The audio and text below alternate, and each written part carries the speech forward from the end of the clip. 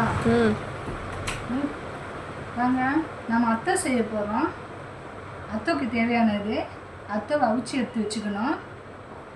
இது வறுத்த வெங்காயம் எண்ணெயில் போட்டு வறுத்து வச்சுக்கணும். பூண்டு எண்ணெயில் போட்டு வறுத்து வச்சுக்கணும்.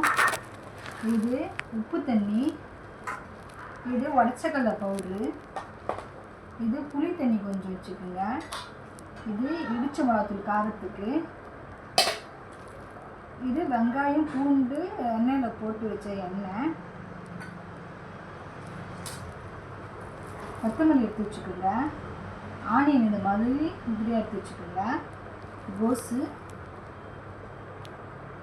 லாஸ்ட்டாக முட்டை மசாலா செய்யறதுக்கு ஒரு முட்டை. இப்போ நம்ம செய்யலாமா அத்தோவை?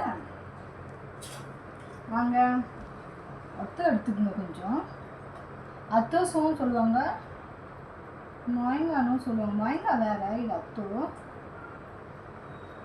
கொஞ்சம் வெங்காயம் போட்டுக்கோங்க, கொஞ்சம் கோஸு போட்டுக்கோங்க,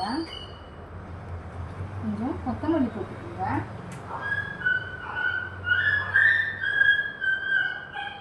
உடச்சக்கடலை பவுட்ரு போட்டுக்கோங்க, வறுத்த வெங்காயம், எண்ணெயில் பொரிச்சு எடுத்த பூண்டு, சால்ட்டு தேவையான அளவு கொஞ்சம் சால்ட்டு, புளி தண்ணி எடுத்து வச்சுக்கோங்க, காய்ச்சின எண்ணெய் கொஞ்சம்,